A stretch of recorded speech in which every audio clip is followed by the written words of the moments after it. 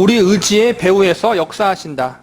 이처럼 하나님은 우리 의지에 어긋나게 강압하지 않으시고 우리의 의지를 바꾸신다. 하나님을 믿도록, 하나님 앞에 우리가 무릎 꿇도록 하나님이 강제로 하지 않으시고 어떻게 해요?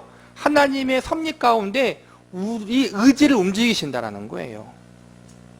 어떻게 그렇게 역사하시는지 고린도후서 4장 4절에서 6절에 더 설명이 나온다.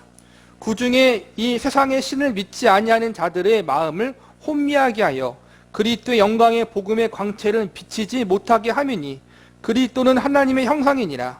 우리는 우리를 전파하는 것이 아니라 오직 그리스도 예수의 주 되신 것과 또 예수를 위하여 우리가 너희의 종된 것을 전파함이라. 어두운데 빛이 비치라 말씀하셨던 그 하나님께서 예수 그리스도의 얼굴에 있는 하나님의 영광을 아는 빛을 우리 마음에 비추셨느니라. 하나님께서 마지막이에요. 예수 그리스도의 얼굴에 있는 하나님의 영광을 아는 빛을 우리 마음에 비추셨다. 하나님 우리 마음에 빛을 비춰주셨기 때문에 우리 마음에는 어둠이 사라진 것이고 우리 마음에는 불신이 사라진 거예요. 누가 하신 거예요? 하나님. 하나님의 성령님을 말미암아. 인간은 눈이 멀어 그리스도의 가치를 보지 못한다. 마음이 어둡고 강박해 있잖아요. 우리 마음이, 본성이 하나님을 향해서.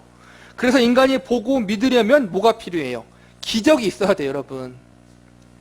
세상에서 가장 크고 위대한 기적이 뭐예요? 예수 그리스도의 기적이고, 어떻게 하나님의 아들, 하나님 자신이 이 땅에 오셨어요.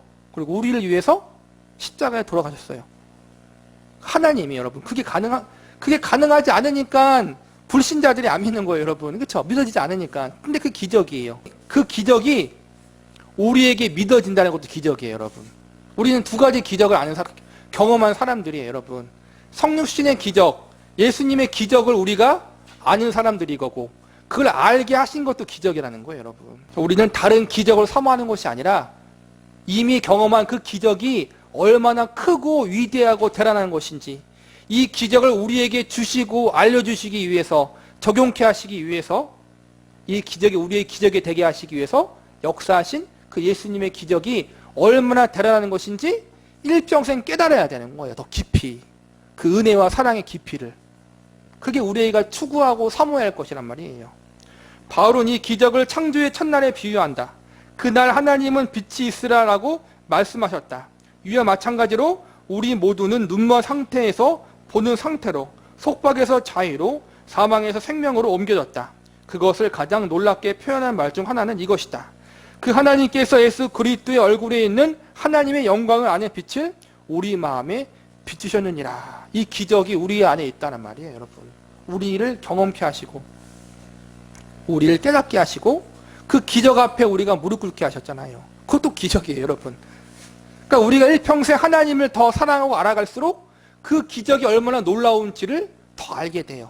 초신자였을 때보다, 신앙생활 1년 했을 때보다, 10년 했을 때보다, 20년 했을 때보다 날마다 그 기적이 더 깊어지고 새로워지는 거예요, 여러분. 너무 놀랍잖아요, 여러분. 진정한 빛, 곧 영적인 빛이 우리 마음에 비쳤다. 그것은 예수 그리스도의 얼굴에 있는 하나님의 영광을 아는 빛이다. 그래는 그것이 그리스도의 영광의 복음의 광채요, 그리스도는 하나님의 형상이라고 기록되어 있다. 다시 말해서 하나님이 그리스도의 영광, 즉 자체적으로 입증되는 진리와 아름다움을 우리 마음으로 보고 맛보게 하신 것이다.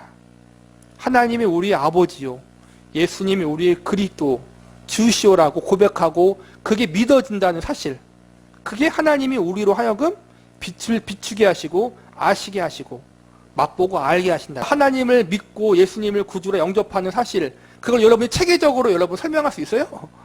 안 돼요, 여러분. 체계적으로 설명이 안 돼요. 그냥 믿어지는 거예요, 여러분. 그렇죠? 믿고 보니까 이게 하나님의 은혜다라는 걸 알게 되는 거죠, 여러분. 정말 하나님이 알게 하지 않으면 이해를 못하는 거예요. 도저히 이해할 수가 없어요, 여러분. 그 순간부터 그리스도를 향한 우리의 의지가 근본적으로 달라진다. 그야말로 우리는 새로운 출생을 통하여 새로운 피조물이 된다. 이것은 하나님이 하시는 일이며 앞서 고린도전서 1장 24절에 보았던 유효한 부르심과 사실상 동일하다. 유효하다. 하나님의 부르심이 우리 가운데 역사하셨다는 거야, 효과적으로. 오직 부르심을 받은 자들에게 그리스도는 하나님의 능력이고 하나님의 지혜다. 참 우리는 미련하게 하나님을 믿은 거예요. 왜 미련해요?